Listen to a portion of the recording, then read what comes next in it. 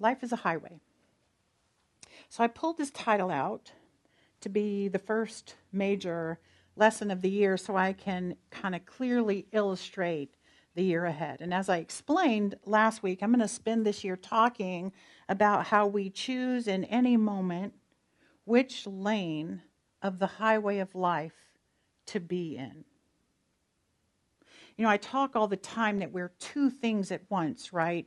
We are human, and we're given this human body with a human life, a family, this magic suit's what I call it, a mind, a personality, our own personal set of human challenges and gifts that came with all of this kind of original breath of life. And from that side of ourselves, we do our very best to get through whatever situation we're in, using the things we were given at birth and the energy we were before birth, right? Because we are also an eternal soul, an essence that is part of the larger essence, the life energy that I call God. We are both things. We are human and we are spiritual. And most of us spend the majority of our lives completely oriented to being on the human physical plane, addressing everything that we face by relying on our brain, on our personality, on the earthly training we received along the way. We strive to live the best life possible, right? But as we move through our lives, we're regularly switching from using our human capabilities, our intellect, our ego strategies, our problem-solving skills, our personal resources, the people around us, the things we were taught, all of that stuff. We rely on all of that to get us through these situations, and that works in varying degrees of success. But sometimes, if we've not forgotten how, or we have figured out how to access our spiritual nature, we switch from that human perspective to relying on our souls, to relying on our intuition, our spiritual nature to guide us through whatever we are experiencing. Back and forth we go, moving down the highway of life, mostly only turning to God or spirit for solutions when we find ourselves kind of stuck, significantly challenged with something extremely painful along the way. Most of the time, that's the only time we switch over. The question is, how do we get better at moving over to the spiritual lane that is guided by love and connection instead of staying stuck in the ego lane that is guided by fear and competition and survival? And here's what I believe. What I believe is that as we go down the road of life, there's sort of like a contract between our soul and our human stuff, our human self, making choices kind of hand in hand. But as I say all the time, the human side of us has free will. The soul's not going to push you out of the way to get the steering wheel. The ego has to consciously surrender the steering wheel, the driver's seat, to our spiritual self. So as I see it, there is a road that you're on, and it goes through the towns, over the hills, the mountains, the valleys, all of that. And I believe that the road unfolds before us as we make choice after choice after choice. I do not believe that your path is laid out already in some predestined way. It is created as we go from point A to point B, point A to point B. But I also think that we can look at it as there are two lanes we can drive in, that ego lane and that spiritual lane. And the experience is vastly different depending on which lane you drive in. There are beliefs that play out in the human lane and beliefs that play out in the spiritual lane. And staying in the spiritual lane when making choices always leads to better results. So we want to live in the spiritual lane as much as we can, growing these kinds of beliefs to be the strongest and most dominant in our lives. So that's kind of a short summary of what the whole year is going to be about, navigating life in that spiritual lane. And we're going to be talking about the highway of life and all the things that happen as we drive this highway. And I'm going to introduce you to some rules of the road. I'm going to point out some signs that you might want to pay attention to, talk about the warning lights that your vehicle has to notify you of changes that need to be made, and all that kind of stuff. We're going to play with this analogy a lot. And as I said last Sunday, I'm going to invite you to invite me to join you in your car this year to see if spirituality can maybe sweeten your journey. The questions that may be running through your head could be, can I trust the process? Can I trust what I'm being taught here in this building? Why should I go on this journey with this community and this minister? Those are valid questions. And I'm going to try to answer some of those this morning before we get started on the road. And first of all, I want to recognize a milestone that I reached on the highway in my own life. So some of you may know, but you may not know. January 2025 marks my 10-year anniversary as a minister. So on the first Sunday of 2015, 10 years ago, I walked into the Spiritual Living Center of Atlanta as the assistant minister. Now, I had been in that community for more than a decade at the time, but on that day, my role changed. It was then that I began to teach lessons like this, teaching courses in spirituality and providing leadership roles at that very large center. There were probably more than 1,000 people there when I was there. And 3 years later, almost 3 years later, I started as the senior minister here in November of 2017. And so I've been here going on 8 years. So 10 years of ministry helping many, many, many people access that spiritual life in that other lane. And I wanted to start this year with this piece of information because I want to lay a foundation with you of my background, my experience, where my beliefs come from. I want to do that because I'm going to ask you to go down the road of life with me, so to speak, and learn with me. And before you let me ride shotgun, you might want to know more about who I am.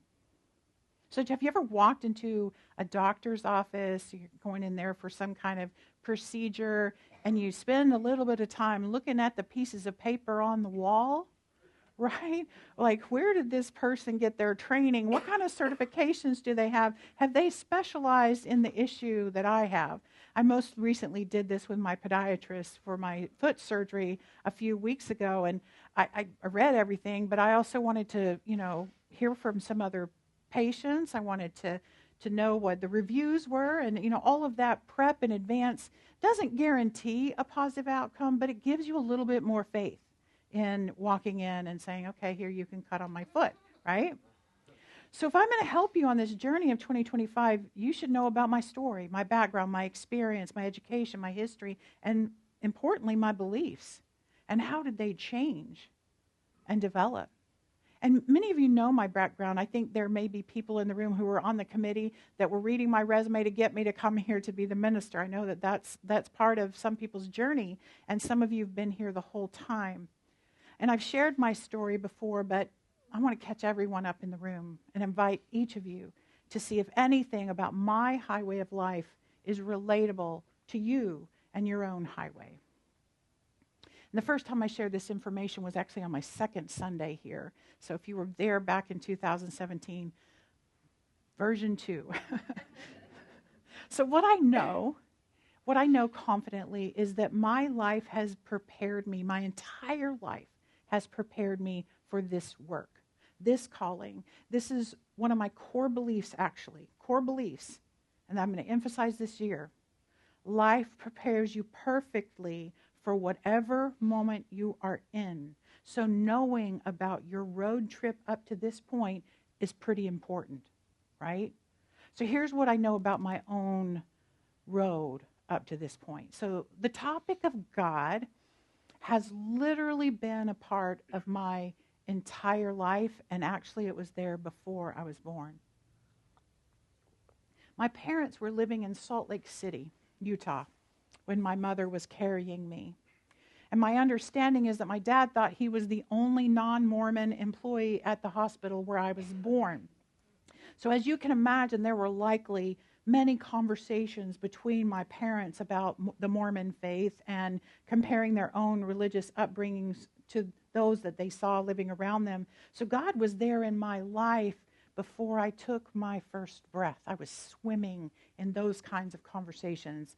And by the time I was in elementary school, we were living in Colorado, and I would remain in Colorado till I was 12. But from a very young age, I was always drawn to church. I was one of those kids, I would go to Sunday school, literally on a Sunday school bus that would go through the community I was living in, and I would go with my friends, and I loved the songs, and I loved Jesus. I would sing Jesus Loves Me at the top of my lungs. At that early age, my earliest belief was I believed that God loved me. Now, if I could have held on to that belief, that would have been helpful. However, my father kind of grew concerned because I seemed determined to have God as a part of my life. I wanted to be baptized at the local Baptist church around age 8. So to have more control, my father decided to take us back to the religion of his parents, fundamental, Pentecostal Christianity. And the message behind all of that concern that my dad had gave me another belief, and that was that only certain religions are good and everyone else is bad, and that bad people should be feared. Okay? So I was suddenly kind of thrust into this environment where girls and women were subservient to men, and we were only to wear dresses, and we had to have our hair long and all that, and there were religious rules about every detail of life. And I was learning for the first time that God could be terribly displeased with me if I dressed incorrectly or did something that was not approved. And I was also taught that the leader of the church had the final say on the will of God. Choices and freedom were very limited, and my access to anything holy was through a man. So nonetheless, when I was young and still that eager little God-seeking person, I memorized scripture, I finally got baptized the right way, and I sought God's favor by being good, right? But eventually my father became a preacher, and I quickly became disillusioned because I was taught that God was like a great detective who judged my every move and was ready to banish me into literal hell if I messed up. So at this time, I was taught to believe that I am constantly being judged by God or one of God's holy men, and punished was certain in this lifetime or in the afterlife. And that belief rooted me in the idea of perfectionism. Can anybody relate? Right? So I began to question everything. And questioning was simply not allowed. We were to take the Bible literally and accept on faith anything that didn't make sense, and my intelligence did not serve me well in the religion of my youth. But what did serve me well was my open heart. So I began to have a mystical relationship with God, an individual connection with God through prayer. That private connection with God began to inform me that I was drawn to the people and to this kind of worship connection with God itself, but not to the dogma. And I needed to get out of there. And thankfully, I was focused enough on my educational pursuits to get a full scholarship to attend a college at State. So when I left for college, I left behind my family, my father's religion, and the God as he understood it. But guess what? When I got to college, religion and God were still there because it was right in my face, because my scholarship was to a Southern Baptist college. So religion was required curriculum. And that turned out to be a good thing because my innate curiosity about God was acknowledged and fed. And I finally began to learn the context of how my childhood religion kind of fit into the world of religion in history and in its place in society. And for the first time, I was exposed to some context for some of the beliefs that I had been given. And it was there in college that I began to learn again of a more loving God, but God still had rules there in that environment. As a young gay woman, I was not fully embraced at all. And there was great hypocrisy from in the leadership of that college environment, just like there had been hypocrisy in the church when I was growing up. And I began to see that most people were lovely and friendly on Sunday, but when I saw them at other times, they were not the same. They weren't the same. They were quick to judge others, and I was personally judged. And people seemed to use religion to justify really awful things. So the combination of my childhood religion and my college religious experience cemented firmly held ideas in my mind. I did not need God. I did not need religion. I was smarter than that, and people cannot be trusted, right? I ultimately came to believe that God and religion were for the unintelligent, and intelligence was my ticket to freedom. That was how I would get along in that human lane of life. And these newer beliefs sort of blocked my access to the spiritual lane of the road of life.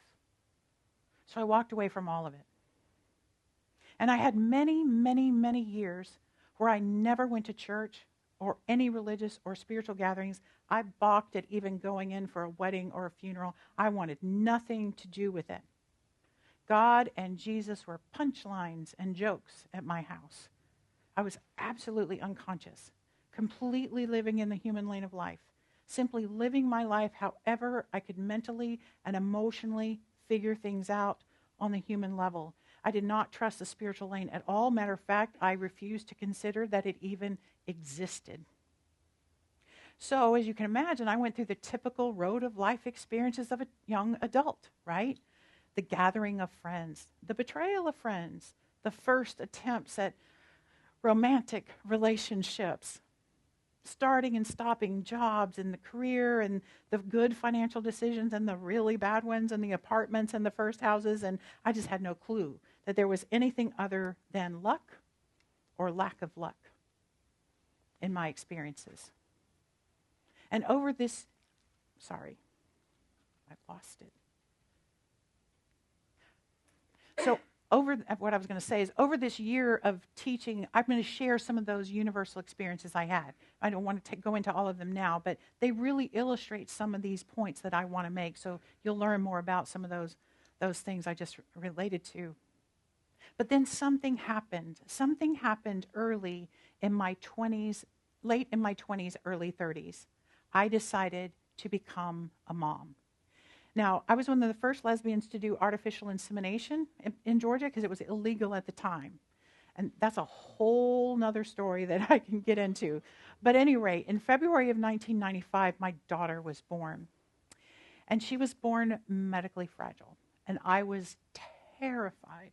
And suddenly, I began to pray. And again, that whole chapter in my life can be a whole lesson all by itself. But let me just say that spirit was the only thing I could turn to because nothing in the human lane could address this ginormous experience of having a special needs baby. Okay? So I had a new belief. There must be something bigger than me, and I needed it. I needed it. Suddenly the spiritual lane had a little bit of interest to me, right? And I wasn't necessarily praying for God to save my daughter's life or heal her body. I was praying to make sense of this. Like, how does this happen? And I watched everyone around me praying for my daughter and for me. And by that time, I had this wide variety of religious faiths in the friends around me. So people were lighting candles. People were telling me they were fasting. They were praying literally on their knees. They were meditating. They were leaving milagros and crystals of blessings and healing on her little bed in ICU and whatever. They all seemed to help Kelsey, and all of it kind of opened up my mind. Like, what is going on here? And that experience just kind of awakened, and I felt this peace and strength throughout those long hospital days that I can only attribute to the God of my understanding. And it was in this chapter of my life I developed a new belief. Perhaps God could be part of my strength. So I found some comfort on the spiritual lane for a few years, but my daughter slowly got stronger and healthier, and I turned to this less and less. Because, see, the crisis was kind of over, right? And then when Kelsey was 3, my co-parent, my partner, just suddenly left. I was absolutely devastated. I was scared. I was scared financially, logistically, and I was alone with a 3-year-old girl who needed a bajillion more surgeries. And I was also deeply, deeply angry at being betrayed and abandoned. And my human ego was seriously challenged by this unexpected loss and just shattered with shame. I wanted answers. So I sought information, something from therapists, from psychics, from healers, and again, thinking there might be something over there in that spiritual lane that could help me. And my therapist sent me to a monastery. She's like, you got to get out of all these voices in your head and get into some quiet. So she said, go spend a day in a monastery. And I did. And in the attic, or the balcony is what it's called, the balcony of that monastery where the monks are down here chanting and everything, I cried myself to sleep. And then when I woke up, I wrote a letter to God. I still have the letter. I kind of surrendered my life to a greater power. I'm like, I've done everything I know how to do, and this is all sitting in shambles. What do I do? And I came to the realization that I needed to do something different if I wanted a different life. And my intuition that day guided me to start saying yes to things that fear had before then blocked me from doing. And it was then that I turned towards spirituality in kind of a serious way. So I was an Oprah freak. I loved Oprah. I DVR'd it every day. I would watch it. And about that time, I thought I would call her my first spiritual teacher, truly. And about that time, she started having all these spiritual people on her show. And they would have books, and they were authors and teachers and things. And so I started reading some of those books. The first book I read was Return to Love by Marianne Williamson. And they just kind of opened a window in my soul. And I read, all of them, Wayne Dyer, Deepak Chopra, Robert Holden, Louise Hay, just to name a few. And book by book, I slowly began to consider a new definition of God altogether. And this reading was pivotal in my development and evolution, and it had me really looking closely at that spiritual lane. And I learned God is love. And that changed everything. That changed everything. So 3 years into the journey of being a single mom, my daughter and I moved from Atlanta to Seattle. And it was there that I found a Center for Spiritual Living. It took 3 different people mentioning it to me before I went in to check it out, because I wanted nothing, did I tell you, I wanted nothing to do with organized religion or a preacher or any kind of judgment or dogma. But when 3 people mention a thing, you finally say, okay, I got to pay attention to this. There must be something here for me. So when I walked in the first time, the first thing I noticed was from the banners in that sanctuary, from the ceiling of the sanctuary, there were banners of every major world religion hanging there. Because I was done with anyone pretending that they had all the answers and judging people who had come up with a different answer to a set of questions no one could absolutely definitively answer anyway, right? And it was in that moment that I knew that I believed that all paths to God are valid, and that belief was life-changing for me. And like many of you, I took class after class. I wanted to understand this philosophy called the science of mind. I wanted to get it. And I fell in love with Ernest Holmes, yes, but I fell in love with his teachers too, like Thomas Troward and Emma Curtis Hopkins and Ralph Waldo Emerson, right? Some of those early readings. But I also found wisdom from Sufi mystics and the Quran and the Bible and the Hindu writings of the Bhagavad Gita, and from science, for pity's sake, science. I realized that spiritual truth is everywhere, and it doesn't contradict science. It doesn't ask me to check my intelligence at the door. And the spiritual laws and principles made sense. And I began trying to work with them to improve my life. And I absolutely learned that as I changed my thinking, my very life experiences changed. I learned that what I expected to happen, what I prepared for, happened. I began to wake up to the power and authority I had in my own life. and that everyone has that power too. I realized that we're all one and that what I do matters in the evolution of the whole human race and the universe itself. I began to practice radical forgiveness, daily gratitude, and affirm many new thoughts and ideas that had never found a home inside of me before. But what I really learned about my relationship with God is I learned what God is and what God is not. My personal relationship with the higher power has shifted drastically in this teaching. Over the past 23 years, I have worked to heal the religious misunderstandings of my past. I've worked to set myself free from the thoughts and the beliefs that were given to me by others. I have released my dad and forgiven him for having a different understanding of God than I did and I do. I've let go of the disappointment I had in interacting with people who did mean things in the name of religion and judged people because of the scriptures that seemed to give them permission to do so. I've let all that go. In short, I had the experience of the famous Ernest Holmes quote, "I changed my beliefs and I changed my world." And I have spent 23 years changing my beliefs by practicing getting good at driving in the spiritual lane. But in order to access that lane, I realized I had to clear those intellectual and habitual roadblocks that I had built as barriers to keep myself out of that lane. So during the past 2 decades, I have driven in that lane through every life experience imaginable. Job changes, retirement, new relationships, divorce, moving, health challenges, tremendous loss, innumerable financial experiences, and the growing up of my daughter. I'm actually going next month to celebrate her 30th birthday with her. She's good. I've been having a spiritual life, and I've been a spiritual life coach for 14 years, helping clients and congregants also travel through these kind of transitional experiences in the spiritual lane. That's my calling. So this year, I want to teach lessons I have learned.